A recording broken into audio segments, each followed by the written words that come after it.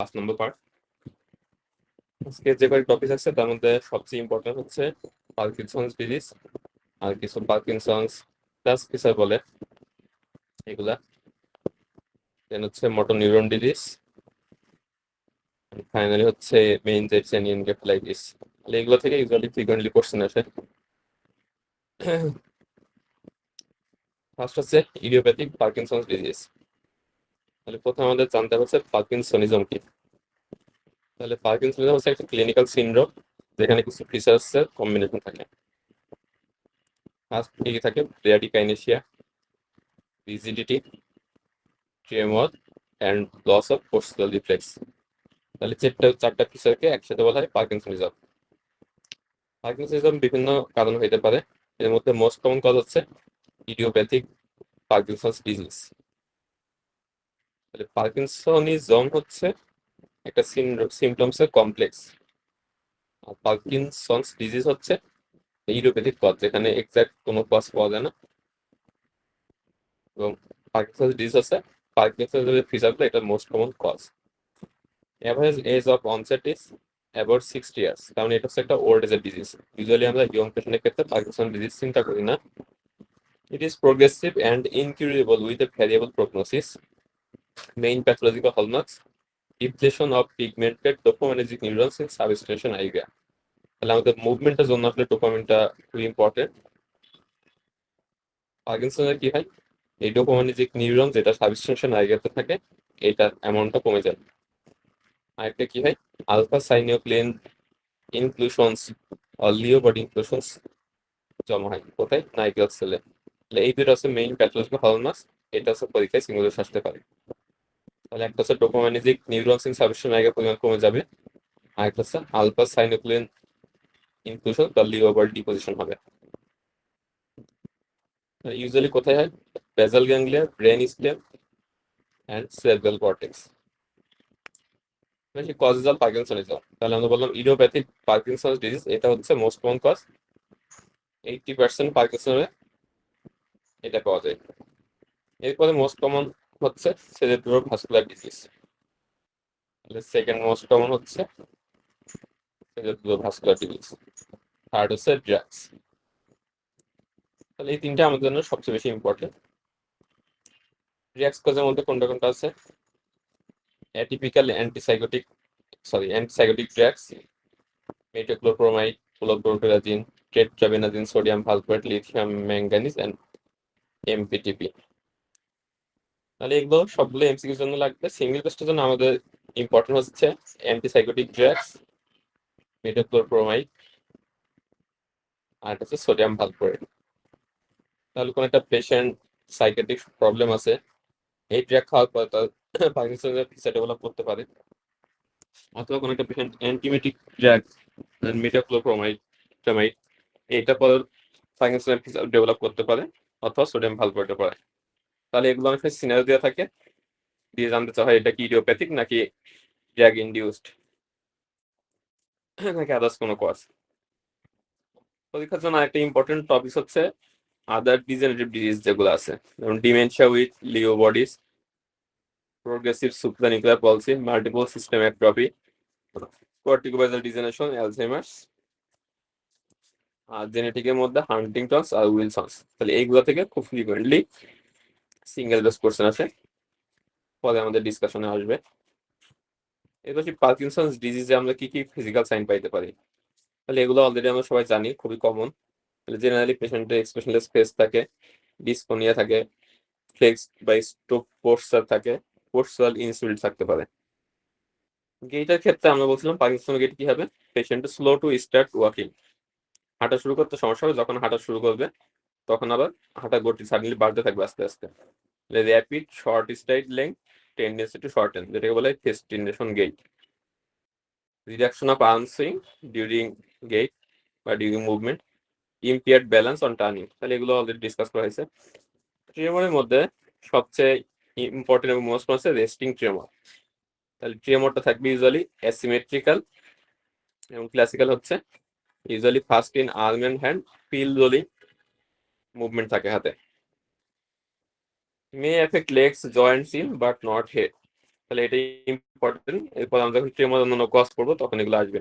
তাহলে পার্কিনসন্স ডিজিজে যে ট্রেমরটা আমরা পাই সেটা ইউজুয়ালি অ্যাসিমেট্রিক্যাল ট্রেমর থাকে এবং হেডকে ইনভলভমেন্ট করে না। এখানে একটা জিনিস জানে রাখি, সেটা হচ্ছে ড্রাগ ইনডিউস যে পার্কিনসনিজম গুলা এখানে ইউজুয়ালি বাইলেটারাল এবং সিমেট্রিক্যাল ট্রেমর থাকে। তাহলে এটা দেখে আমরা অনেক সময় আলাদা করতে পারি যে এটা পার্কিনসন্স ডিজিজ নাকি ড্রাগ ইনডিউস। তাহলে এটা খুবই ইম্পর্টেন্ট, পার্কিনসনিজমে রেস্টিং ট্রেমর থাকবে অ্যাসিমেট্রিক্যাল।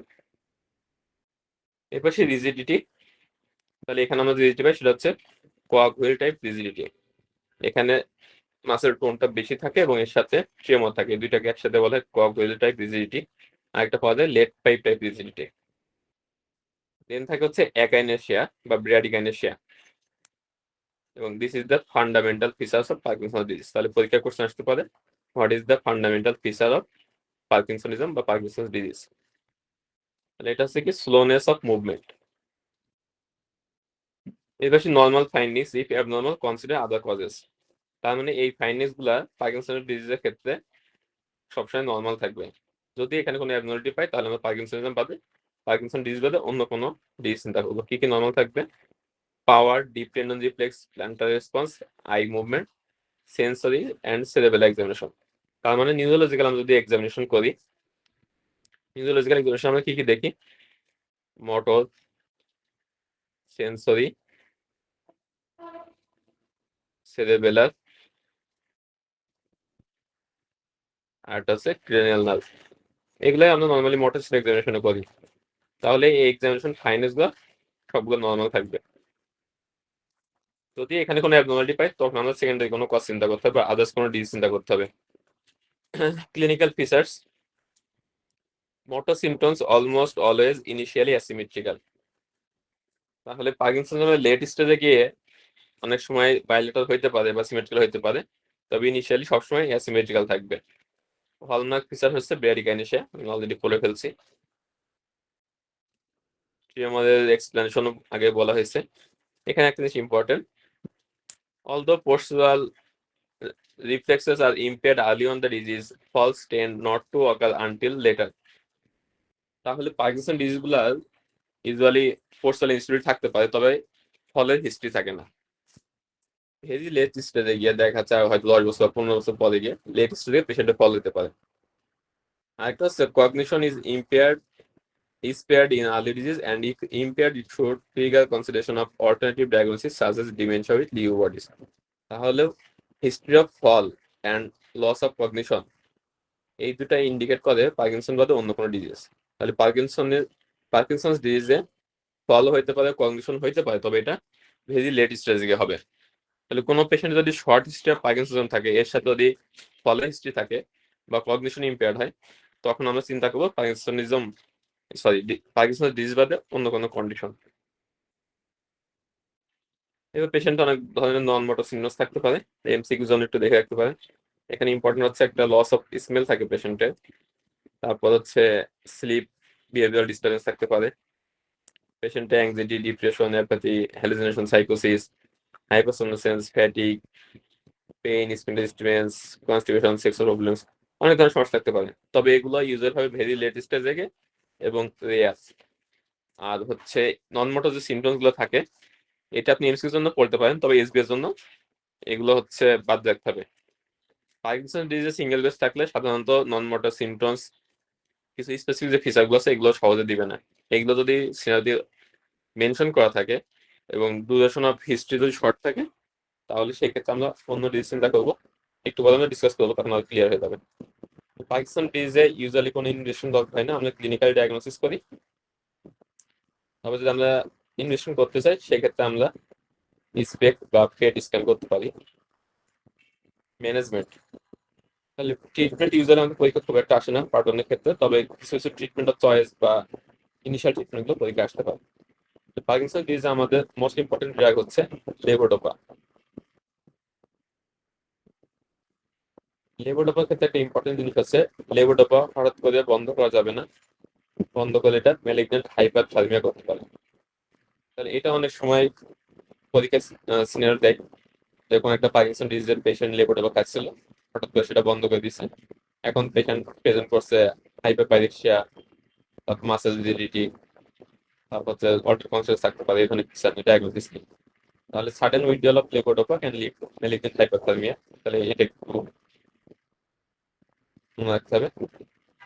লেভোডোপার সাথে আমরা আরেকটা ড্রাগ ইউজ করি, ডোপা ডি কার্বক্সিলেজ ইনহিবিটর, কার্বিডোপাইন বেনজাইলাইন পাওয়া যায়। ইউজুয়ালি কার্বিডোপাটাই বেশি আসে। তবে পরীক্ষার সময় দেয় যে লেভোডোপার সাথে একটা কি ড্রাগ ইউজ করা হয়, সেটা হচ্ছে ডোপা ডি কার্বক্সিলেজ ইনহিবিটর। এটার কাজ কি? পেরিফেরাল লেভোডোপা মেটাবলিজমকে ইনহিবিট করা।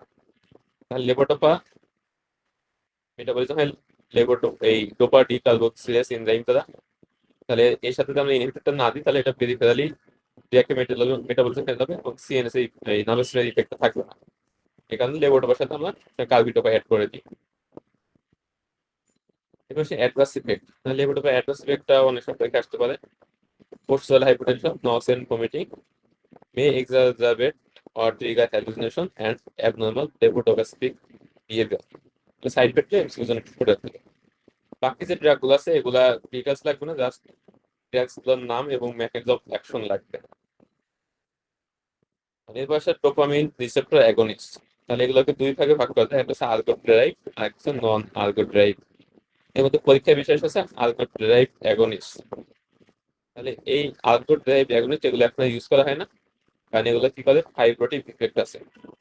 আমরা যেমন পালমোনারি ফাইব্রোসিস, লিভার ফাইব্রোসিস, তারপর রেট্রোপেরিটোনাল ফাইব্রোসিস, এগুলো কজের মধ্যে দেখবেন আলগোর ডেরিভেটিভ ডোপামিন রিসেপ্টর অ্যাগনিস্টের নাম আছে। তাহলে পরীক্ষার সময় কোশ্চেন আসে, what are the drugs responsible for pulmonary fibrosis বা কার্ডিয়াক ফাইব্রোসিস বা রেট্রোপেরিটোনাল ফাইব্রোসিস। তাহলে আলগোর ডেরাইভ যে ড্রাগগুলো আছে এগুলো নাম মনে রাখা লাগবে, যেমন ব্রোমোক্রিপ্টিন, ক্যাবাগোলিন, পারজোলাইড অ্যান্ড লাইসোরাইড। এর মধ্যে ব্রোমোক্রিপ্টিন এবং ক্যাবাগোলিন এই দুটো ড্রাগ ইউজ করা হয়। পার্কিনসন না ইউজ করলেও অন্যান্য ডিজিজের ক্ষেত্রে ইউজ করা হয়। পার্কিনসনিজম বা পার্কিনসন ডিজিজের ক্ষেত্রে অনেক সময় সেকেন্ড লাইন ড্রাগ হিসেবে বা অ্যাডন থেরাপি হিসেবে ইউজ করা যেতে পারে। অ্যাডভার্স ইফেক্টের মধ্যে আছে nausea, vomiting, disorientation, hallucination and impulse control disorder. তাহলে এটা একটু জানা লাগবে। ইম্পালস কন্ট্রোল ডিসঅর্ডার হচ্ছে মানে নিজের কোনো একটা ইচ্ছাকে কন্ট্রোল করতে না পারা, বিহেভিয়ার কন্ট্রোল করতে না পারা। এটা বিভিন্ন রকম হতে পারে। যেমন অনেক সময় অনেক আছে দেখা যাচ্ছে খুবই অ্যাগ্রেসিভ হয়ে যায় বা নিজের অ্যাঙ্গারকে কন্ট্রোল করতে পারে না। অথবা অনেক কাছে দেখা যাচ্ছে কোনো জিনিসপত্র চুরি করতেছে, এটাকে কন্ট্রোল করতে পারতেছে না। তাহলে এই ড্রাগ খাওয়ার পরে এরকমই হইতে পারে, বা কোনো একটা অ্যাকশন বা কোনো একটা বিহেভিয়ার এটা আউট অফ কন্ট্রোল হয়ে যায়। তাহলে আমরা অনেক সময় আমাদের অনেক কিছু করতে ইচ্ছা করলে আমরা অনেক সময় করি না, পরিবেশ পরিস্থিতি চিন্তা করে বা আশেপাশের মানুষজন কিভাবে চিন্তা করে। কিন্তু এই ড্রাগ যারা খায় তাদের ক্ষেত্রে এই জিনিসটা কন্ট্রোল পাওয়ারটা থাকে না। তাহলে এটা অনেক পরিবেশনা দিতে পারে। পাকিস্তানের পেশেন্ট আগে বিহেভিয়ার ঠিকই ছিল, তারপর রিসেন্টলি ওষুধ শুরু করা হয়েছে, এরপরে সে অ্যাবনর্মাল বিহেভিয়ার করতেছে এবং তার বিহেভিয়ারটা কন্ট্রোল করতে পারতেছে না। তাহলে হুইচ ড্রাগ ইজ রেসপন্সিবল? তাহলে dopamine receptor against impulse control disorder বলতে পারে। এটা একটু সাহায্য দেখে নিয়ে নাকি এক্সাম্পল আছে ইম্পালস কন্ট্রোল ডিসঅর্ডারের মধ্যে। এরপর মাও ইনহিবিটর এবং কম্প ইনহিবিটর, এগুলো শুধু নাম জানলে হবে। মাও ইনহিবিটর আছে সেলার জাইলিন আর প্রেসোজাইলিন, আর কম্প ইনহিবিটর আছে এন্টেকার্বন, প্রিকার্বন, টলকার্বন। তাহলে এগুলো মেকানিজম অফ অ্যাকশনের সময় আসে পরীক্ষায়। কোন একটা ড্রাগের নাম দিয়ে দিতে পারে, what is the mechanism of action of this drug. Amantadine আমরা ইউজ করতে পারি treatment for levodopa induced dyskinesia. তো লেভোডোপা আমরা ইউজ করি পার্কিনসনে, আবার লেভোডোপা ইউজ করার ফলে অনেক সময় অ্যাবনর্মাল মুভমেন্ট হতে পারে। সেক্ষেত্রে তখন আমরা ট্রিটমেন্ট অফ চয়েস হবে অ্যামান্টিডিন। তো এটা পরীক্ষা অনেক সময় আসে যে লেভোডোপা দেওয়ার পরে পেশেন্টের ডিসকাইনেসিয়া বা অ্যাবনর্মাল মুভমেন্ট ডেভেলপ করছে, সেক্ষেত্রে আমাদের কোন ওষুধ অ্যাড করবো? তাহলে সেক্ষেত্রে অ্যান্সার হবে অ্যামান্টিডিন। সে অ্যান্টিকোলিনার্জিক ড্রাগস, তাহলে এটা আমরা ইউজুয়ালি কমনলি প্র্যাকটিস করি কিনা বলতে, একটা হচ্ছে বেনজেক্সল আর একটা হচ্ছে ফেনাড্রিন। অ্যান্টিকোলিনার্জিক ড্রাগস এর সাইড ইফেক্ট গুলো ইম্পর্টেন্ট, পড়ে রাখবেন। এটা আবার অ্যান্টিসাইকোটিক ড্রাগস যখন আমরা পড়বো তখন সেখানে আসবে। এরপর ডোপামিন অ্যাগনিস্ট এক্সাম্পল, তাহলে এটা এমসিকিউর জন্য লাগবে। আর্গো ডেরাইভড, নন আর্গো ডেরাইভড আলাদা আলাদা করে পড়তে হবে। আদার পার্কিনসনিয়ান সিনড্রোম, তাহলে এগুলা থেকেও খুব ফ্রিকোয়েন্টলি সিঙ্গেল বেস্ট আসে। তাহলে পার্কিনসনিজমের মোস্ট কমন কজ ছিল পার্কিনসন্স ডিজিজ বা ইডিওপ্যাথিক পার্কিনসন্স ডিজিজ। আমরা বলছিলাম সেকেন্ড এন্ড থার্ড কমনের মধ্যে আছে cerebrovascular disease and drug induced parkinsonism. এরপরে কিছু বলা হয় পার্কিনসন প্লাস ফিচার, মানে যেখানে পার্কিনসনিজম থাকে এর সাথে কিছু এক্সট্রা ফিচার থাকে। এইগুলো অনেক পরীক্ষায় খুবই কমনলি আসে। এর মধ্যে সবচেয়ে বেশি যে দুটো আসে মাল্টিপল সিস্টেম অ্যাট্রফি, আর একটা হচ্ছে প্রোগ্রেসিভ সুপ্রানিউক্লিয়ার পলসি। তাহলে দুটো পরীক্ষায় যে কোনো পরীক্ষা দিয়ে গেলে অবশ্যই পাবেন। এছাড়া আছে লিও বডি ডিমেনশিয়া, এটা খুব কমনলি আসে। লিও বডি ডিমেনশিয়াটা এখানে ডিসকাস করে না, এটা সাইকিয়াট্রি চ্যাপ্টারে আলাদা করে বলা আছে। তাহলে মাল্টিপল সিস্টেম অ্যাট্রফি তোমরা কি পাবো? একটা হচ্ছে পার্কিনসনের ফিচারগুলো তো থাকবে, এর সাথে এক্সট্রা কি থাকবে? একটা হচ্ছে অটোনমিক ফেলার, আর একটা হচ্ছে সিরেবেলার সিমটমস। দুইটাই থাকতে পারে অথবা যে কোনো একটা প্রিডমিনেন্টলি থাকতে পারে। অটোনমিক ফেলার মধ্যে কি থাকতে পারে? Dry mouth, postural hypertension, urinary incontinence বা রিটেনশন, ইরেকটাইল ডিসফাংশন।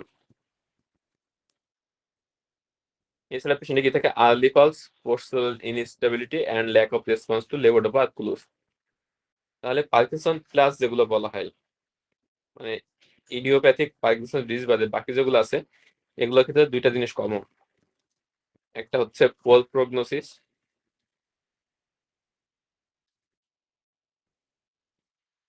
আর একটা হচ্ছে poor or no response to levodopa।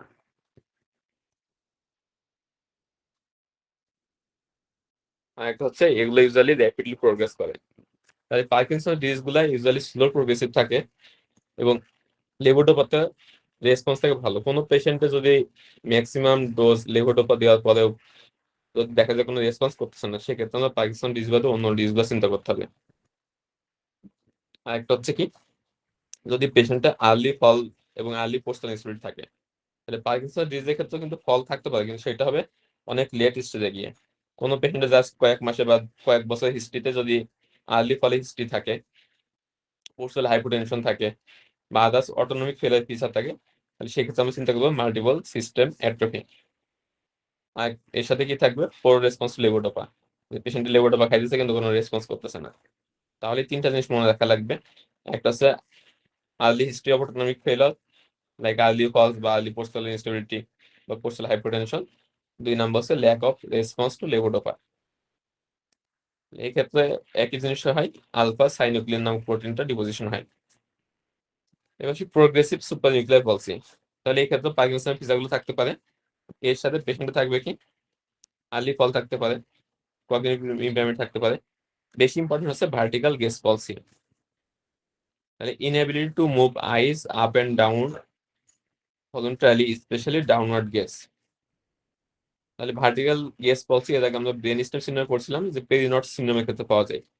Vertical gaze পলসি হলে কি হবে? পেশেন্ট আপ এন্ড ডাউন যে আই মুভমেন্টটা এটা করতে পারবে না। এখন এটা ডিজিজ উপর ডিপেন্ড করে, কিছু ক্ষেত্রে আপ গেজটা বেশি এফেক্ট হয়, কিছু ক্ষেত্রে ডাউনওয়ার্ড গেজটা বেশি এফেক্ট হয়।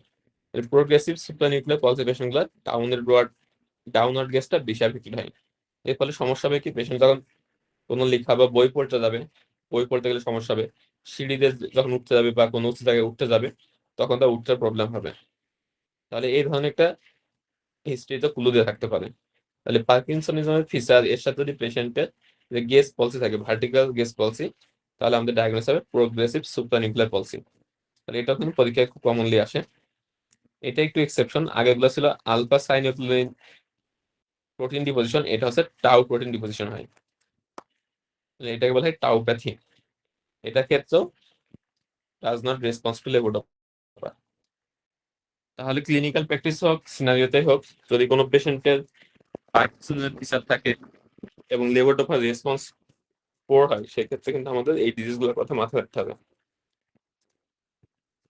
এর পাশে উইলসন ডিজিজ। তাহলে উইলসন ডিজিজ আমরা অলরেডি হেপাটোলজি ডিসকাস করছি। এখানে একটা লাইন খুবই ইম্পর্টেন্ট।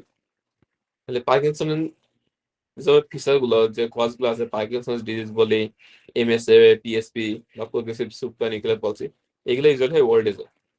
যদি কোনো পেশেন্টের ইয়ং এজে মুভমেন্ট ডিসঅর্ডার থাকে, less than 50 years, any kind of movement disorder, তাহলে আমাদেরকে উইলসন ডিজিজ অবশ্যই মাথায় রাখতে হবে। এবং ক্লিনিক্যালি যদি কোনো পেশেন্ট হয়, সেক্ষেত্রে উইলসন ডিজিজ অবশ্যই এক্সক্লুড করতে হবে। আর উইলসন ডিজিজের ডিটেলস তো আমরা অলরেডি হেপাটোলজি ডিসকাস করছি। এবার সে হান্টিংটন ডিজিজ।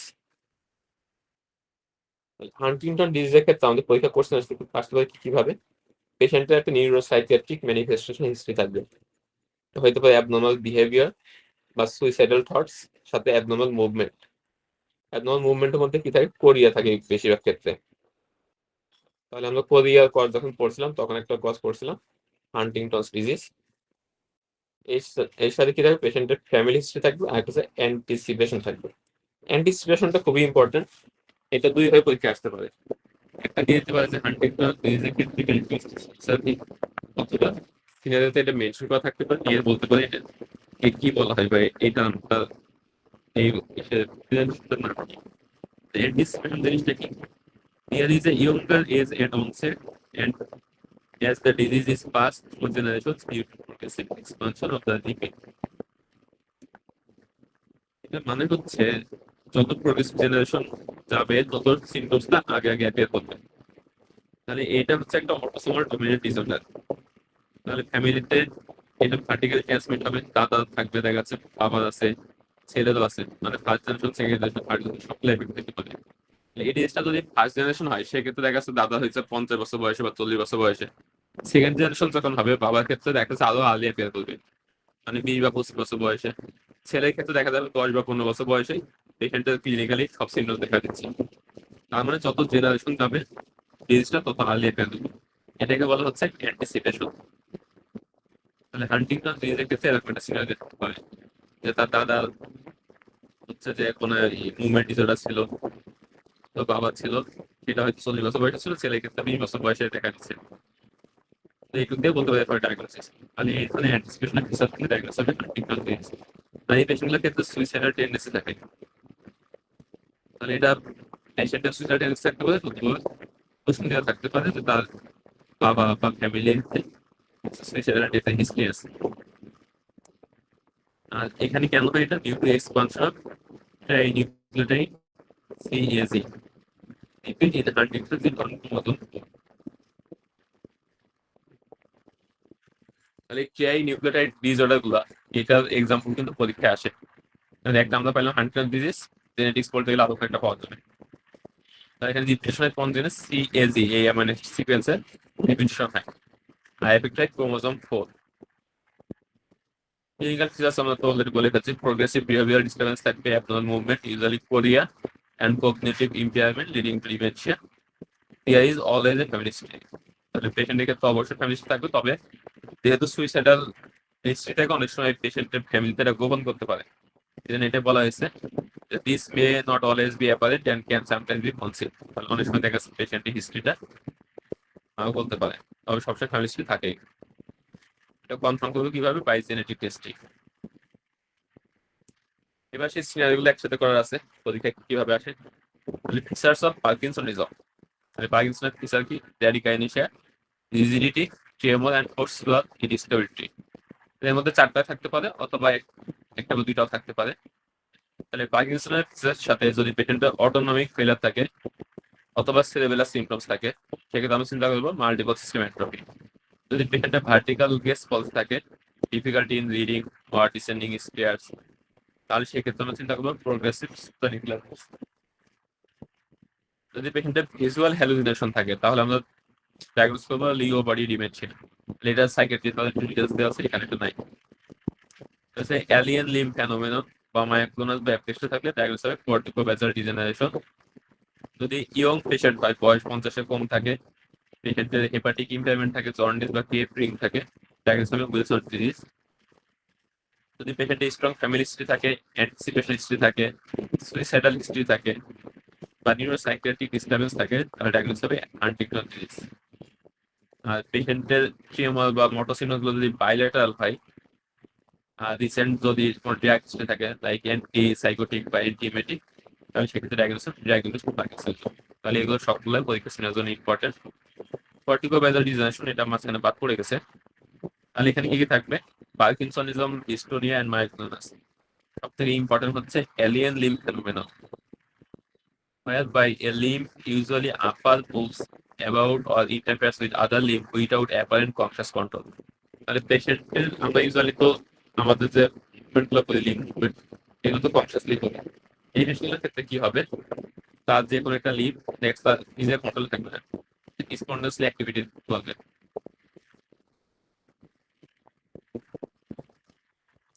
তাহলে তার লিম্বের উপরে তার নিজস্ব কোনো কন্ট্রোল থাকবে না। এই জন্য এটাকে বলা হচ্ছে এলিয়েন লিম্ব ফেনোমেনন। তার কাছে মনে হবে যে লিম্বটা অন্য কেউ কন্ট্রোল করছে। মানে এটা হচ্ছে একটা টাউপ্যাথি, এটা একটু মনে রাখা লাগবে। তাহলে টাউপ্যাথি দুইটা এক্সাম্পল আছে, একটা হচ্ছে পিএসপি আর একটা হচ্ছে কর্টিকোভ্যাসাল ডিজেনারেশন। এর পাশে ইনহেরিটেড কজ অফ অ্যাডেক্সিয়া, অনেকগুলো কজ আছে। এর মধ্যে পরীক্ষায় বেশি আসে হচ্ছে যে তিনটে যে আলাদা করে হাইলাইট করা আছে, ফ্রেডরিক্স অ্যাডাক্সিয়া, অ্যাডাক্সিয়া টেলেনটেক্সিয়া, আর একটা হচ্ছে অ্যাবিটা লিপোপ্রোটিনেমিয়া। সবগুলা হচ্ছে অটোসোমাল রিসেসিভ ডিসঅর্ডার। এর মধ্যে ফ্রেডরিক অ্যাডাক্সিয়া এটা খুব পরীক্ষা কমনলি পড়ে, ইউজুয়ালি হয় ইয়ং পেশেন্টগুলোর ক্ষেত্রে। কি থাকবে? অ্যাডাক্সিয়া তো থাকবেই, যেহেতু বলা যাচ্ছে অ্যাডাক্সিয়া। নিস্টেগমাস ডিজার্টে থাকতে পারে, পেশেন্টের স্পাস্টিস থাকতে পারে, এয়ার রিফ্লেক্সে থাকতে পারে। তাহলে স্পাস্টিসিটি এটা ফিসাসে গেছে আপার মোটর নিউরন লেশনের পিছনে, আর এয়ার রিফ্লেক্সা রিফ্লেক্স অ্যাবসেন্ট এটা হচ্ছে লোয়ার মোটর নিউরন লেশনের পিছনে।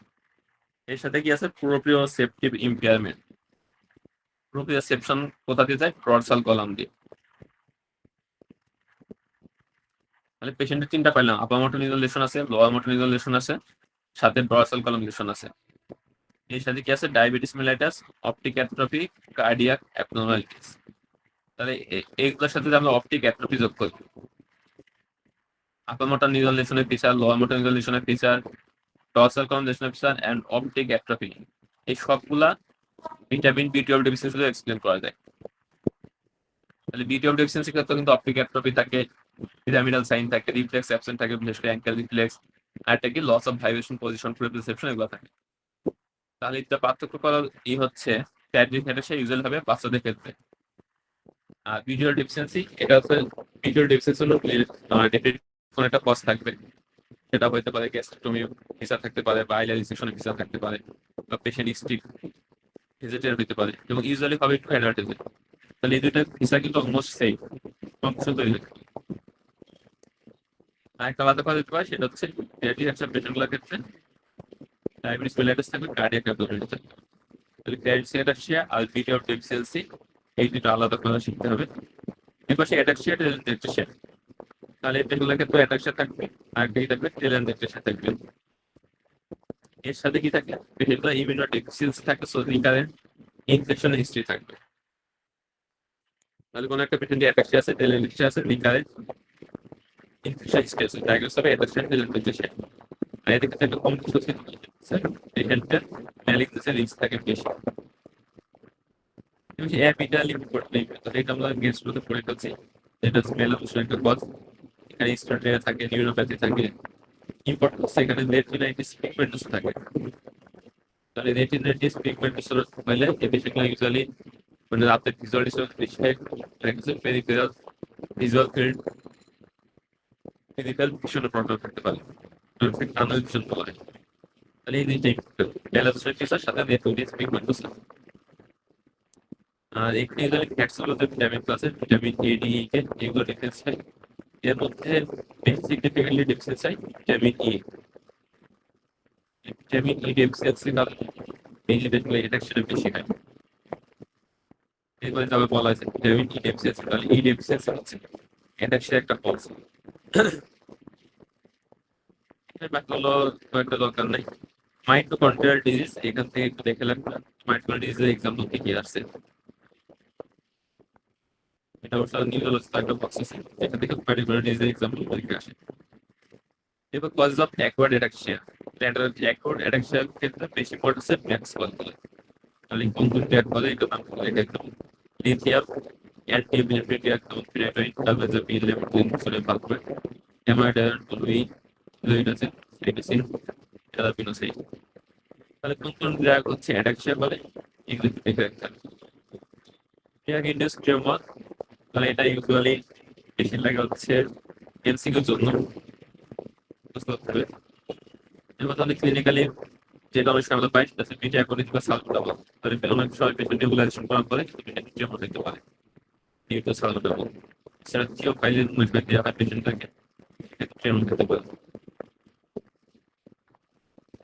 এটা হচ্ছে এসেনশিয়াল ট্রিউমার, তাহলে এটা ইউজুয়ালি ডোমিনেন্ট প্যাটার্ন থাকে, ধরুন ফ্যামিলি থাকতে পারে।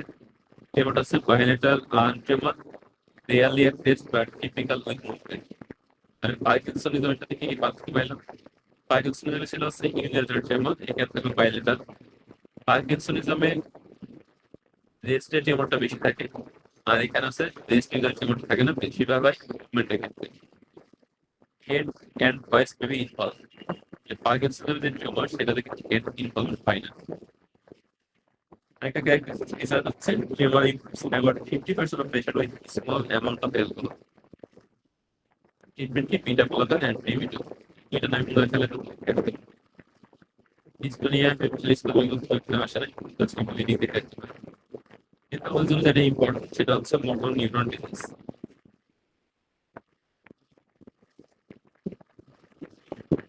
তাহলে মোটর নিউরন ডিজিজ ক্লাস এরও কেমন দেবে?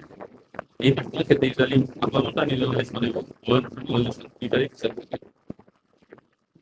মাসল উইকনেস এটা তো দুইটা থাকতে পারে। আর লোয়ার মোটর নিউরোলাইজেশন ফিচার থাকবে কি মাসল ওয়েস্টিং থাকবে এন্ড সিকুলেশন থাকবে। এটা হচ্ছে লোয়ার মোটর নিউরোলাইজেশন ফিচার। এর সাথে আপার মোটর নিউরোলাইজেশন ফিচার হিসাবে মাসল বা স্পাস্টিক থাকবে, রিফ্লেক্স, এক্সাইটেড এবং ল্যাটারাল স্ট্রাকচার থাকবে। আর সেন্সরি কোনো ইনভলভমেন্ট থাকবে না। নাম হচ্ছে মোটর নিউরন ডিজিজ, সেখানে শুধু মোটর ইনভলভমেন্ট থাকবে, কোনো সেন্সরি ইনভলভমেন্ট থাকবে না। তাহলে পরীক্ষায় যদি কোনো সিনারিওতে বলা থাকে যে পেশেন্টের কোনো সেন্সরি ডেফিসিয়েন্সি নাই, তাহলে সেক্ষেত্রে আমাদেরকে এমএনডিটা প্রথমে চিন্তা করতে হবে। আর এর সাথে সাপোর্টিভ কি ক্লু থাকবে, আপার মোটর নিউরোলেশনে কিছু ফিচার অ্যান্ড লোয়ার মোটর নিউরোলেশনে কিছু ফিচার থাকতে পারে। এটা একটা হচ্ছে নিউরো ডিজেনারেটিভ ডিজিজ যেখানে আপার অ্যান্ড লোয়ার মোটর ইনভলভমেন্ট হয়। কোথায় কোথায় হতে পারে? স্পাইনাল কর্ড, গ্রেনাল নিউক্লিয়ার ইনভলভমেন্ট হতে পারে, মোটর কর্টেক্স ইনভলভমেন্ট হতে পারে। এমএনটির কয়েকটা টাইপ আছে, মেইনলি 4 ভাগে ভাগ করা যায়। এর মধ্যে মোস্ট কমন হচ্ছে অ্যামায়োট্রপিক ল্যাটারাল স্ক্লেরোসিস।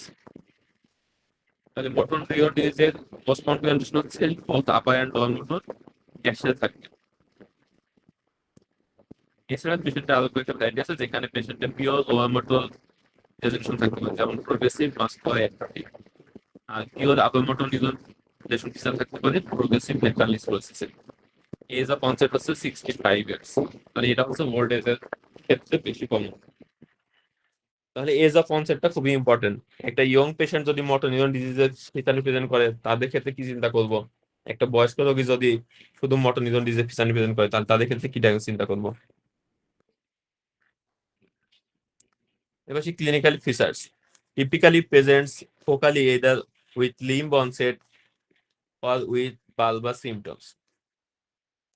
তাহলে পেশেন্টগুলো ইউজুয়ালি জেনারেলাইজ ফিচার থাকে না, ফোকালি জাস্ট দেখা যাচ্ছে কোনো একটা ফুড ড্রপ আছে বা কোনো একটা মাসেল ওয়েস্টিং হয়ে যাইতেছে এরকম ফিচার থাকতে পারে, অথবা বার্বার সিমটমস যেটা আমরা আগে ক্লাসে ডিসকাস করছি, যেমন ডিজার্থিয়া, ডিসপেজিয়া, তারপর নেরালজিক এজিটেশন, এই ধরনের ফিচার নিয়েও প্রেজেন্ট করতে পারে। Sensory autonomic and visual symptoms do not occur, মানে এখানে মোটর সিমটমস বাদে কোনো ফিচার্স থাকবে না। এরপরে examination reveals A combination of lower and upper motor neuron science such as brisk reflex in wasted and fasciculating muscles without sensory involvement। তাহলে এই একটা লাইন হচ্ছে মোটর নিউরন ডিজিজ ডায়াগনোসিসের জন্য মানে একদম ক্যারেক্টারিস্টিক্স আর কি। তাহলে both upper and lower motor neuron signs থাকবে, যেমন ব্রিক্স রিফ্লেক্স, আর সাথে মাসল ওয়েস্টিং এন্ড ফ্যাসিকুলেশন, কোনো সেন্সরি ফিচার্স নাই। এটা হচ্ছে typical features of MND. Type কি আছে? অ্যামিওট্রপিক ল্যাটারাল স্ক্লেরোসিস, যেটা both upper and lower motor neuron lesion থাকে। পেশেন্টের distal and proximal muscle wasting and weakness থাকবে, ফ্যাসিকুলেশন থাকবে, spasticity, excited reflex and extensor plantar থাকবে। প্রোগ্রেসিভ বালবার পলসি, তাহলে বালবার পলসি আমরা আগে ক্লাসে ডিসকাস করছি, আপনাকে ডিসকাস করবো না। এবার হচ্ছে প্রাইমারি ল্যাটারাল স্ক্লেরোসিস, এটা হচ্ছে পিওরলি আপার মোটর, আর প্রোগ্রেসিভ মাসকুলার অ্যাট্রফি আছে purely lower motor neuron lesson.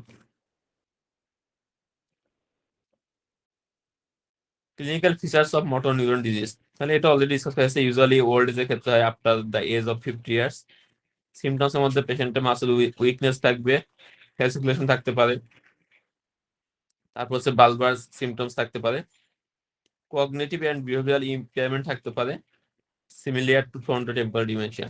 তাহলে এমএনডির পেশেন্টগুলোর ক্ষেত্রে 10% কেসে ডিমেনশিয়া থাকতে পারে। সায়েন্স তো কয়েকবার বলে ফেলছে, আবারও বলি যে একটু কয়েকদিন ইম্পর্টেন্ট। তাহলে মাসেল ওয়েস্টিং এন্ড ফ্যাসিকুলেশন থাকবে, মাসেল টোন জার্ক এক্সাইটেড হবে, প্ল্যান্টটা থাকবে এক্সটেনশন। পেশেন্টের কোনো সেন্সরি ডেফিসিট থাকবে না, কোনো ওকুলার মাসল স্ফিংটার ইনভলভমেন্ট থাকবে না।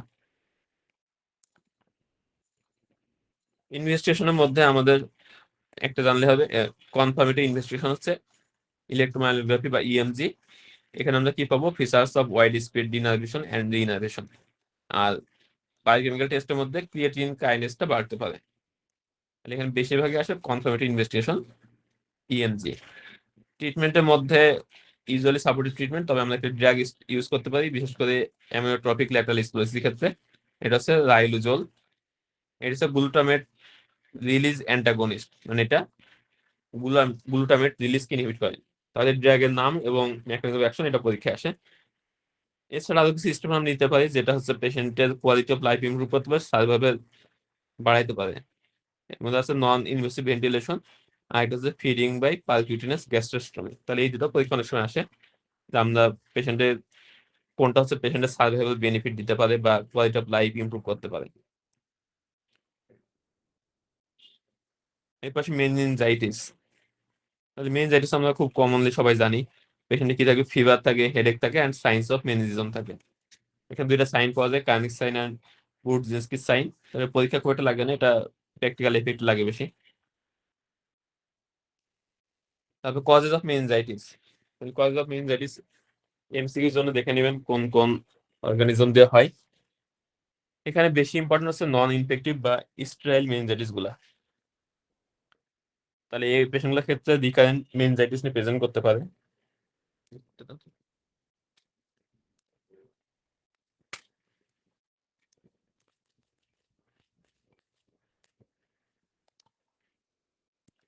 নন ইনফেক্টিভ বা স্টেরাইল মেনিনজাইটিস দুই ভাগে ভাগ করা যায়, একটা হচ্ছে ম্যালিগনেন্সি আর একটা হচ্ছে অটোইমিউন ডিজিজ বা ইনফ্লামেটরি ডিজিজ।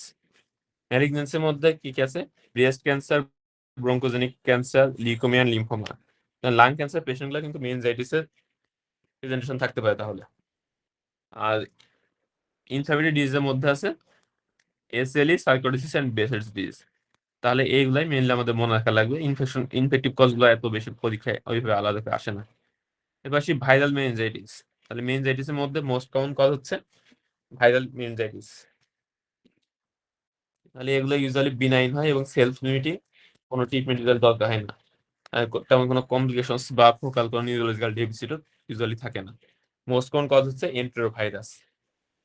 তাহলে এগুলো কোনো স্পেসিফিক ট্রিটমেন্ট দরকার হয় না, প্রগনোসিসও ভালো, এবং পরীক্ষায় খুব একটা এটা আসে না। পরীক্ষা যেটা আসে বেশি সেটা হচ্ছে ব্যাকটেরিয়াল মেনিনজাইটিস। তাহলে ব্যাকটেরিয়াল মেনিনজাইটিসের কজগুলো ইম্পর্টেন্ট। তাহলে নিওনেটের ক্ষেত্রে মোস্ট কমন কজ হচ্ছে gram negative bacilli like E coli and group B streptococci. Adult পেশেন্টের ক্ষেত্রে মোস্ট কমন হচ্ছে স্ট্রেপ্টোকক্কাস নিউমোনি, নেক্সিয়া meningitis, tuberculosis and haemophilus influenzae. আর পেশেন্ট যদি স্কাল ফ্র্যাকচার হিস্ট্রি থাকে সেক্ষেত্রে স্টাফিলোকোকাস অরিয়াস হচ্ছে বেশি important.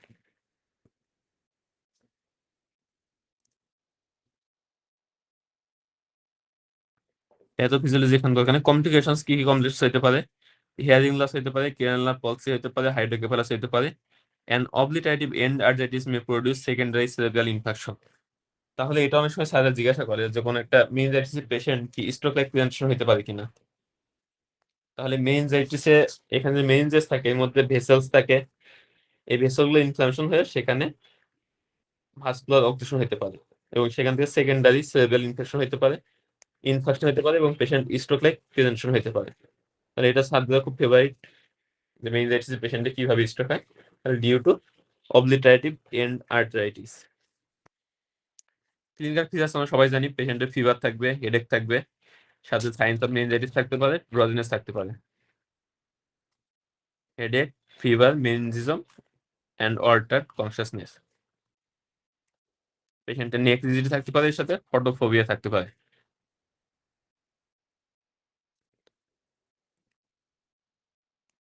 In pneumococcal and Haemophilus infections, there may be accompanying otitis media. তাহলে পেশেন্টের যদি অটিটিস মিডিয়া ফিচার দেওয়া থাকে সেক্ষেত্রে নিউমোকক্কাস এবং হিমোফাইলাস এটা চিন্তা করতে হবে। Pneumococcal meningitis may be associated with pneumonia and occurs specially in older patients and alcoholics as well as those with hyposplenism. তাহলে যদি স্প্লেকটমি আছে বা হাইপোস্প্লেনিজম আছে তাদের ক্ষেত্রে নিউমোকক্কাল মেনিনজাইটিসের রিস্ক থাকে বেশি। পরীক্ষা যেটা বেশি আসলে লিস্টেরিয়া মোনোসাইটোজেন্স কজ মেনিনজাইটিস অ্যান্ড রমেনকেফালাইটিস বা ব্রেন স্টেম এনকেফালাইটিস। তাহলে কোনো পেশেন্টের যদি ব্রেন স্টেম এনকেফালাইটিস সাইন থাকে তাহলে সেক্ষেত্রে আমরা চিন্তা করবো মোস্ট লাইকলি অর্গানিজম হচ্ছে লিস্টেরিয়া মোনোসাইটোজেন্স। রিস্ক ফ্যাক্টর কি কি? ইমিউনোসাপ্রেস কন্ডিশন, যেমন এক্সট্রিম অফ এজ, তাহলে নিওনেট বা ভেরি ওল্ড এডাল্টস এরাও থাকে ইমিউনোসাপ্রেস। ডায়াবেটিস মেলাইটাস, প্রেগনেন্সি, তাহলে যে কোনো ইমিউনোসাপ্রেস কন্ডিশনে এটা রিস্ক থাকে বেশি। আরেকটা হচ্ছে অ্যালকোহলিক, তাহলে এরকম অনেক সময় পরীক্ষায় সিনিয়রও থাকতে পারে, আমরা লাস্ট একসাথে দেখবো।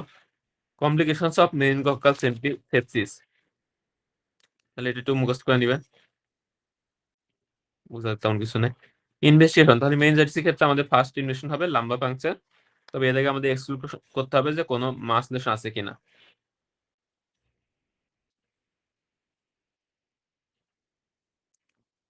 তাহলে মেইন ইনভেস্টিগেশন হচ্ছে লাম্বার পাংচার, আর ব্রেনে ইমেজিং করতে হবে to exclude any mass lesion. এরপর হচ্ছে contraindications for immediate lumbar puncture, তো এটা একটু মুখস্থ করে নেবেন, এমসিকিউ আসতে পারে। ম্যানেজমেন্ট, ম্যানেজমেন্টের ক্ষেত্রে আমাদের নিচের বক্সটা বেশি ইম্পর্টেন্ট। তাহলে কোনো পেশেন্টের যদি মেনিনজাইটিস ফিচার থাকে, বয়স যদি 60 ইয়ার্স এর কম হয়, সেক্ষেত্রে আমাদের চয়েস হবে third generation cephalosporin like cefotaxime or ceftriaxone. তবে যদি পেনিসিলিন রেজিস্ট্যান্স হওয়ার রিস্ক থাকে অনেক বেশি, সেক্ষেত্রে আমরা এর সাথে আইভি ভ্যানকোমাইসিন অ্যাড করে দিতে পারি। তাহলে ক্লিনিক্যালি আমরা ইউজুয়ালি এটাই বেশি প্র্যাকটিস করি, আইভি সেফট্রাক্সন দিয়ে দিই, এর সাথে আইভি ভ্যানকোমাইসিন অ্যাড করে দিই একসাথে। তাহলে ব্যাকটেরিয়াল মেনিনজাইটিস যেহেতু আউটকাম খুবই খারাপ, ভেরি পোর প্রগনোসিস, এখানে দেখেন আনট্রিটেড মর্টালিটি রেট অ্যারাউন্ড 80%। তাহলে কোনো পেশেন্ট যদি আমরা মেনিনজাইটিস সাসপেক্ট করি, পেশেন্টের দেখা ফিভার আছে, সাথে হেডেক আছে, তারপর মেনিনজামে যদি সাইন গুলো থাকে নিউক্লিডিটি, কার্নিক সাইন, তারপর রুডিনেসি সাইন, এগুলো যদি আমরা কোনো কিছু পাই বা স্ট্রংলি যদি সাসপেক্ট করি মেনিনজাইটিস, সেক্ষেত্রে অবশ্যই সিএসএফ স্টাডি করতে হবে। যদি সিএসএফ স্টাডি করতে ডিলে হয় বা কোনো কন্টামিনেশন থাকে, সেক্ষেত্রে আমাদের ইমিডিয়েট অ্যান্টিবায়োটিক স্টার্ট করতে হবে। চয়েস আছে থার্ড জেনারেশন সেফালোস্পোরিন এবং এর সাথে আমরা আইভি ভ্যানকোমাইসিন অ্যাড করে দিতে পারি। আর পেশেন্টের বয়স যদি 60 ইয়ার্সের বেশি হয় আর লিস্টেরিয়া মোনোসাইটোজেন্সের রিস্ক থাকে, লাইক যদি ব্রেন স্টেম সাইন থাকে, পেশেন্ট যদি অ্যালকোহলিক হয়, প্রেগনেন্ট হয়, বা ডায়াবেটিক বা ভেরি ওল্ড এজ এর পেশেন্ট যেটা মোর দেন 60 ইয়ার্স, তাহলে সেক্ষেত্রে আমাদের ট্রিটমেন্ট অফ চয়েস হবে third generation cephalosporin plus IV ampicillin or amoxicillin. তাহলে এটা ইম্পর্টেন্ট যে এই পেশেন্টগুলোর ক্ষেত্রে আমরা অ্যাম্পিসিলিন বা অ্যামোক্সিলিন অ্যাড করবো। তাহলে ট্রিটমেন্টের বক্স অনেক বড় আছে, তবে কয়েকটা টার্ম আমাদেরকে জানা লাগবে। আর কোনো পেশেন্ট যদি অ্যানাফাইল্যাক্সিস হিস্ট্রি থাকে, to beta lactams like penicillin cephalosporin, সেক্ষেত্রে আমাদের ট্রিটমেন্ট অফ চয়েস হবে আইভি ক্লোরামফেনিকল অ্যান্ড ভ্যানকোমাইসিন। তাহলে এটাও কিন্তু পরীক্ষা আসে, বিটা ল্যাকটাম যদি অ্যানাফিলাক্সিস থাকে, সেক্ষেত্রে আমাদের ট্রিটমেন্ট অফ চয়েস কি হবে? তাহলে এই ক্ষেত্রে আমরা ক্লোরামফেনিকল চুজ করবো, সাথে ভ্যানকোমাইসিন অ্যাড করবো। আর কোনো পেশেন্ট যদি মেনিনগোকক্কাল ইনফেকশনের সাথে কন্টাক্ট থাকে, তাহলে তাকে প্রোফাইলিক্স হিসেবে সিঙ্গেল ডোজ সিপ্রোফ্লক্সিন দেবো অথবা rifampicin for 2 days। Close contacts of patients with meningococcal infection should be given a single dose of ciprofloxacin। তাহলে এটা অনেক সময় পরীক্ষা কোশ্চেন আসতে পারে। কন্ট্যাক্ট হিস্ট্রি ক্রাইটেরিয়া কি কি হবে এটাই বক্সে দেওয়া আছে, এটা পরীক্ষার জন্য বেশি লাগবে, জাস্ট একবার রিডিং দেখে রাখতে পারে। তাহলে শুধুমাত্র মেনিনগোকক্কাল ইনফেকশনের কন্ট্যাক্ট হলে সেক্ষেত্রে আমাদের প্রোফাইলিক্স লাগবে। অন্যান্য মেনিনজাইটিস পেশেন্টের ক্ষেত্রে সেক্ষেত্রে কিন্তু কন্ট্যাক্ট হিস্ট্রি থাকলে তাদেরকে প্রোফাইলিক্স লাগবে না। তাহলে মেনিনজাইটিসের ফিচারদের পরীক্ষা কি কিভাবে কোশ্চেন আসতে পারে? হিস্ট্রি অফ স্প্লেনেক্টমি বা এপিডেমিক অফ মেনিনজাইটিস বা ক্র্যাম্প লিভিং কন্ডিশন বা স্কিন র্যাশ, এগুলো যদি থাকে তাহলে আমার আন্ডারলাইং কজ বা অর্গানিজম হবে হচ্ছে নিজেদের মেনিনজাইটিস। তো পরীক্ষা ইউজুয়ালি স্কিন র্যাশটা বেশি আসে। তাহলে কোনো একটা পেশেন্টের মেনিনজাইটিস আছে, এর সাথে যদি স্কিন র্যাশ থাকে, তাহলে মোস্ট লাইকলি অর্গানিজমস হচ্ছে নিজেরিয়া মেনিনজাইটিস। আর পেশেন্ট যদি ব্রেন স্টেম সাইন থাকে, কিংবা যদি অ্যালকোহলিক পেশেন্ট হয়, ডায়াবেটিক, ইমিউনো কম্প্রোমাইজ, প্রেগনেন্ট অথবা ভেরি ওল্ড এজ বা নিওনেট পেশেন্ট হয়, সেক্ষেত্রে আমরা চিন্তা করবো ডিপথেরিয়া মোনোসাইটোজেন্স। আর পেশেন্টের যদি হাইপোস্প্লেনিজম বা নিউমোনিয়ার ফিচার্স থাকে, তাহলে এই অর্গানিজম হবে স্টেরোকাস নিউমোনি। তাহলে এই তিনটাই মেইনলি পরীক্ষায় আসে। তাহলে যেখানে অর্গানিজম কজ আছে, এগুলা কোনো ক্লু যদি দেওয়া থাকে, তাহলে এটা পরীক্ষার জন্য খুবই ইম্পর্টেন্ট। টিউবারকুলাস মেনিনজাইটিস, তাহলে টিবি মেনিনজাইটিস ক্ষেত্রে ইউজুয়ালি হিস্ট্রিটা একটু লং থাকে, over 2 to 8 weeks। Bacterial meningitis ক্ষেত্রে ইউজুয়ালি একটু শর্ট হিস্ট্রি থাকে।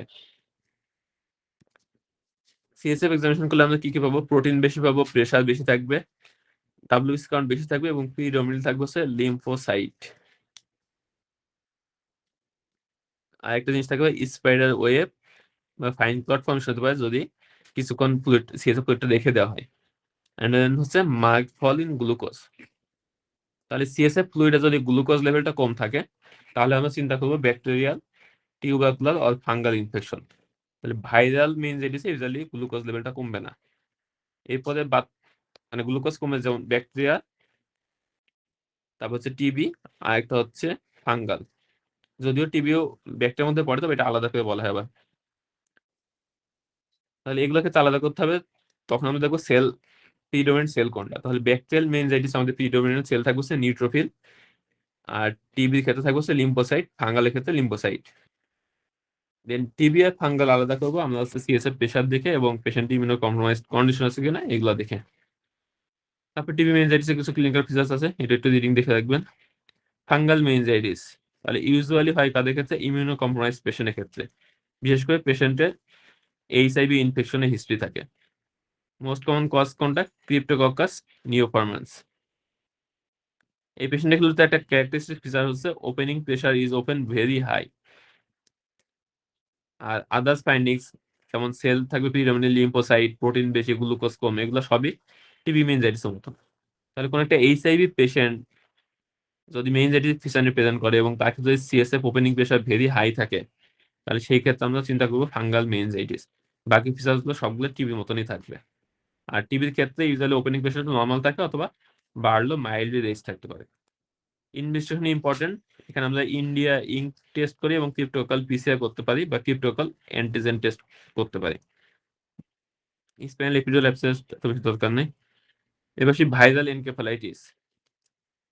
ভাইরাল এনকেফালাইটিস ক্ষেত্রে টিপিক্যাল সিনারিও থাকে হচ্ছে পেশেন্টের ফিভার থাকতে পারে, অল্টার্ড লেভেল অফ কনসাসনেস বা ডেলিরিয়াস থাকতে পারে, আর পেশেন্টের সিজার বা ফোকাল নিউরোলজিক্যাল ডেফিসিট থাকতে পারে। এবং হিস্ট্রিটা থাকবে হচ্ছে শর্ট হিস্ট্রি বা অ্যাকিউট অনসেট। তাহলে মেনিনজাইটিসের ক্ষেত্রে ইউজুয়ালি হেডেক, ফটোফোবিয়া, নেক্সিটি এগুলো থাকে প্রমিনেন্ট। অল্টার্ড কনসাসনেস বা হচ্ছে কর্টিক্যাল ফাংশন ইম্পেয়ারমেন্ট যেমন ফোকাল নিউরোলজিক্যাল ডেফিসিট, সিজার, এগুলো মেনিনজাইটিস একটু less common. Most common cause হচ্ছে হার্পেস সিমপ্লেক্স। কিভাবে যায়, ভাইয়া অলফ্যাক্টরি নার্ভস। এই দুটো একটু ইম্পর্টেন্ট, প্যাথোফিজিওলজি যত বেশি দরকার নাই। In herpes simplex encephalitis, temporal lobes are usually primarily affected, whereas cytomegalovirus can involve areas adjacent to ventricles or ventriculitis. তাহলে এটা পরীক্ষা ইম্পর্টেন্ট। এনকেফালাইটিস একটা সিনারি দিতে পারে এবং সাথে দিয়ে দিতে পারে যে এমআরআই ফাইন্ডিংস আছে যে involvement of temporal lobe, which organism is responsible. তাহলে টেম্পোরাল লোব ইনভলভমেন্ট করলে আমাদের অর্গানিজম কজ হবে হচ্ছে হার্পেস সিমপ্লেক্স। আর যদি পেরিভেন্ট্রিকাল রিজিয়ন বা ভেন্ট্রিকুলাইটিস থাকে সেক্ষেত্রে হচ্ছে সাইটোমেগালোভাইরাস। হার্পেস সিমপ্লেক্সটা পরীক্ষা ইউজুয়ালি বেশি আসে। এটা এমআরসিপি ট্রুতে এমআরআই ছবি দিতে পারে যে হার্পেস এই টেম্পোরাল লোবের ইনফ্লামেশনারি সাইন আছে, হাইপার ইন্টেন্স লেশন আছে টেম্পোরাল লোবে, অথবা যে কোনো পরীক্ষায় অস্পিতো এটা দিয়ে দিতে পারে, দিয়ে বিভিন্ন ধরনের কোশ্চেন আসতে পারে। তাহলে টেম্পোরাল লোব ইনভলভমেন্ট হলে আন্ডারলাইং ভাইরাস হচ্ছে হার্পেস সিমপ্লেক্স, এটা মনে রাখা লাগবে।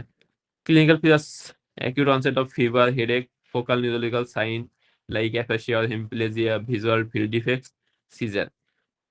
তাহলে acute focal neurological deficit এটা আমাদের স্ট্রোকে পাইতে পারি বা ভাস্কুলার পাইতে পারি। আর এর সাথে যদি ফিভার থাকে তাহলে আমরা চিন্তা করবো এনকেফালাইটিস। ইনভেস্টিগেশন অফ চয়েস হচ্ছে এমআরআই অফ ব্রেইন।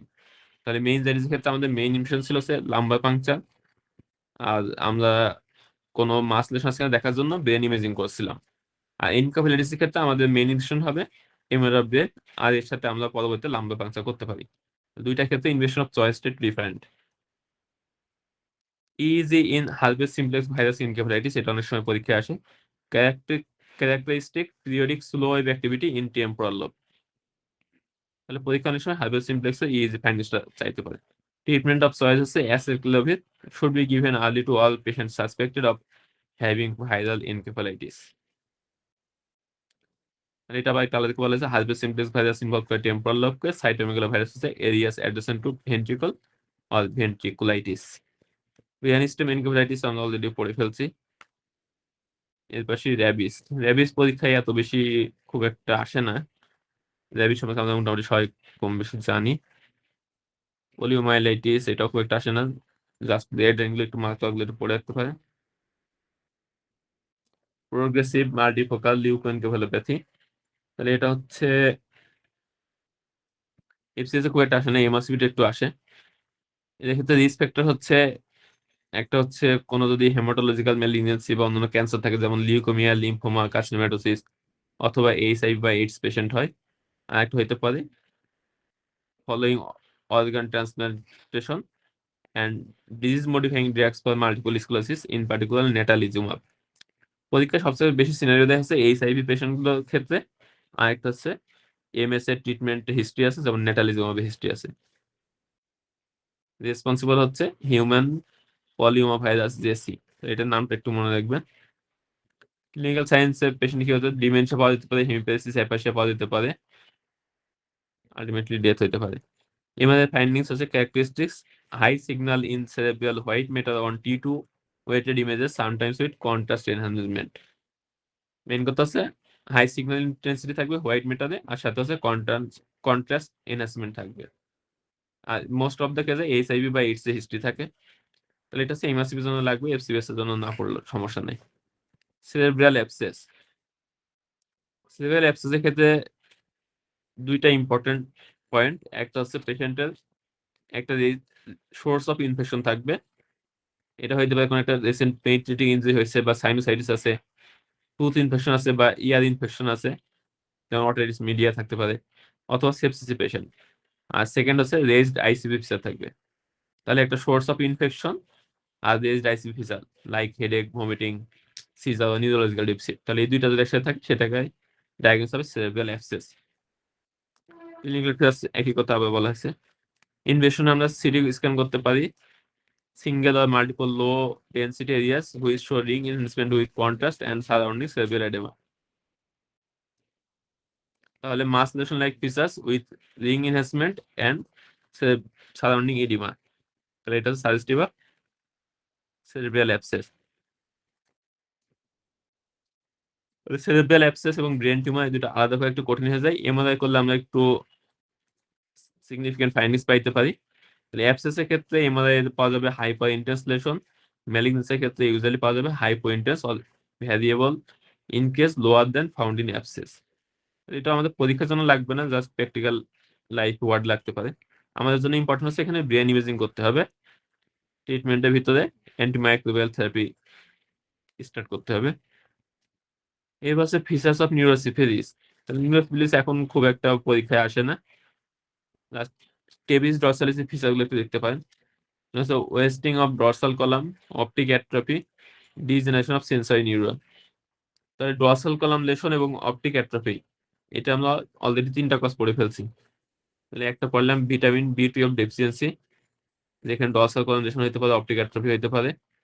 একটা পাইছিলাম হচ্ছে Friedreich's ataxia,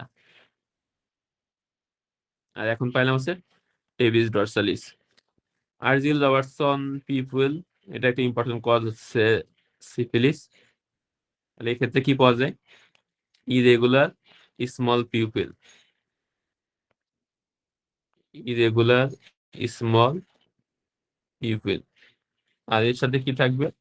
light near dissociation, absent light reflex আর অ্যাকোমোডেশন রিফ্লেক্স প্রেজেন্ট। তাহলে আজিল রবার্টসন পিউপিল, এটা পরীক্ষার জন্য ইম্পর্টেন্ট। নিউরোসিস্টোসার্কোসিস খুব একটা আসে না। সেরেব্রাল ম্যালেরিয়া আমাদের পার্সপেক্টিভ ইম্পর্টেন্ট, পরীক্ষায় আসতে পারে। তাহলে এই পেশেন্টগুলো কি থাকবে? ইম্পর্টেন্ট ক্লিনিক্যাল পিছনে ফিভার থাকবে, হেডেক থাকতে পারে, অল্টার লেভেল অফ কনসিয়াসনেস থাকতে পারে। আর এর সাথে একটা ইম্পর্টেন্ট হচ্ছে রেসিডেন্স হিস্ট্রি আর recent travelling history to malaria endemic area. তাহলে আমাদের দেশে পার্সপেক্টিভে চিটাগাং বা হিল ট্র্যাক্সে যদি পেশেন্টের রিসেন্ট ট্রাভেল হিস্ট্রি থাকে বা সেখানকার বাসিন্দা হয়, এর সাথে যদি পেশেন্টের ফিভার, হেডেক এবং অল্টার্ড লেভেল অফ কনসিয়াসনেস থাকে, তাহলে আমরা সেরেব্রাল ম্যালেরিয়া চিন্তা করব। এখানে ইম্পর্টেন্ট হচ্ছে সেরেব্রাল ম্যালেরিয়ার ক্ষেত্রে ইউজুয়ালি কোনো ফোকাল নিউরোলজিক্যাল সাইন থাকবে না, আর ক্রিয়াল নার্ভ ইনভলভমেন্ট ইউজুয়ালি থাকে না। তাহলে কোনো পেশেন্টের focal neurological sign, cranial nerve involvement বা প্যাপিলিডোমা এগুলো থাকলে আমরা চিন্তা করবো অন্যান্য কজ। আর যদি এগুলো না থাকে, পেশেন্ট যদি চিটাগাং বা রাঙামাটি এই ধরনের হিল ট্র্যাক্স রিজনের হয়, বা রিসেন্ট ট্রাভেলিং হিস্ট্রি থাকে, ফিভার থাকে, অল্টার্ড কনসিয়াস থাকে, হেডেক থাকে, তাহলে আমাদের diagnosis cerebral malaria. Cerebral malaria আবার ইনফেকশন ডিজিজ আসবে, ট্রিটমেন্ট প্রোটোকল বা কমপ্লিকেশনস এগুলো ওখান থেকে আমরা পড়ে নেব তখন। টিটেনাসের ক্ষেত্রে দুইটা ইম্পর্টেন্ট ক্লু থাকতে পারে, একটা হচ্ছে আইভি ড্রাগ অ্যাবিউজের হিস্ট্রি থাকতে পারে, অথবা পেশেন্টের স্কিন ইনফেকশন বা স্কিন অ্যাবসেসের হিস্ট্রি থাকতে পারে। আর এর সাথে কি থাকবে, পেশেন্টের টিটেনাসের typical symptoms, muscle spasm in face, neck and track.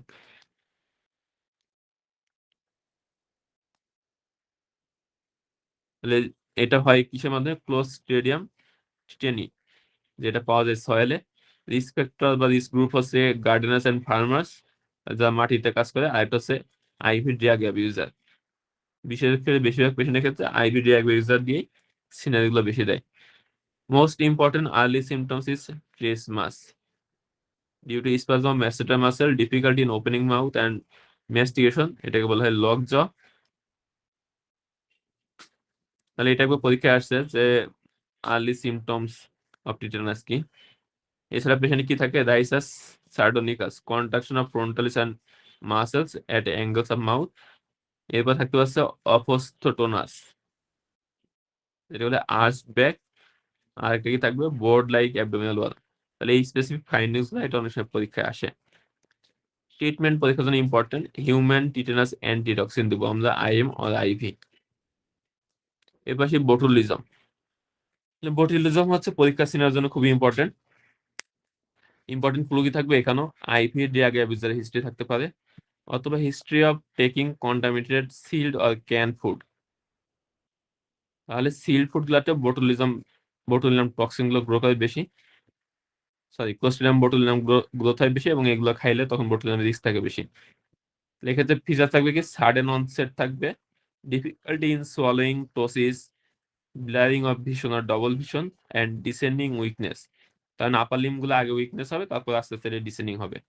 এই সাথে রেসপিরেটরি ফেলে থাকতেও পারে, নাও পারে। কজ হচ্ছে neurotoxins released by clostridium botulinum. Risk group হচ্ছে আইভি ড্রাগ অ্যাবিউজার, আর একটা রিস্ক বললাম হচ্ছে eating contaminated sealed or can foods. Clinical features, acute onset of bilateral cranial neuropathy is associated with symmetric descending weakness. তাহলে অনসেটটা হবে acute, bilateral cranial neuropathy ইনভলভমেন্টের কারণে পেশেন্টের ডিসপ্লেজিয়া থাকতে পারে, টোসিস থাকতে পারে, ডাবল ভিশন থাকতে পারে। রেসপিরেটরি মাসল ইনভলভমেন্ট হলে রেসপিরেটরি ফেলও থাকতে পারে। আর উইকনেসটা হবে সিমেট্রিক্যাল ডিসেন্ডিং প্যাটার্নে, মানে ফার্স্টে ফেস ইনভলভমেন্ট হবে, আপার লিম ইনভলভমেন্ট হবে, দেন আস্তে আস্তে লোয়ার লিম ইনভলভমেন্ট হবে। ট্রিটমেন্ট হচ্ছে পলিভ্যালেন্ট অ্যান্টিটক্সিন। তাহলে টিটেনাস বোটুলিজম দুই ক্ষেত্রে আমরা ট্রিটমেন্ট করবো অ্যান্টিটক্সিন দিয়ে। সিডিজি ডেফিনিশন অফ বোটুলিজম, তাহলে এটা একটু দেখে নিন। কাদের এই কি কি থাকবে, absence of fever, symmetrical neurological deficit, patient remains non responsive, normal or slow heart rate and normal blood pressure, no sensory deficit with exceptions of blood vision. এর হচ্ছে ক্রুজফিল্ড জ্যাকব ডিজিজ, তাহলে এগুলো আমাদের পরীক্ষায় এত বেশি আসে না, এগুলো এমসিকিউ লাগে।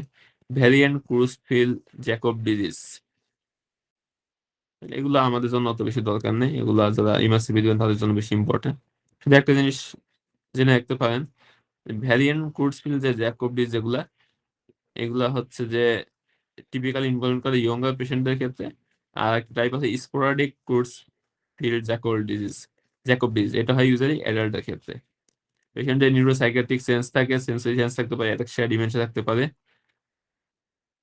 এখানে একটা ইম্পর্টেন্ট ফাইন্ডিংস হচ্ছে এমআরআই করলে আমরা পাবো হাই সিগন্যাল চেঞ্জেস ইন পালভিনার থ্যালামাই। এগুলো চাইলে পড়তে পারেন, না পড়লে সমস্যা নেই, এগুলো পরীক্ষায় খুব একটা আসে না এত বেশি। সো আজকে এগুলোই ছিল টপিকস। তাহলে পার্কিনসন্স এবং পার্কিনসন্স প্লাস যে ফিচারগুলো আছে, এগুলো সবগুলাই খুব ভালো করে পড়তে হবে। এখান থেকে মোটামুটি শিওর থাকেন যে কোশ্চেন পাবেন। তাহলে আজকে ক্লাস এই পর্যন্ত, কাল কোনো কোশ্চেন থাকলে বলতে পারেন, না হলে ক্লাস এখানে শেষ করবো ইনশাল্লাহ। কাল কোনো কোশ্চেন আছে? ওকে, তাহলে ক্লাস এ পর্যন্তই। ভালো থাকবেন সবাই।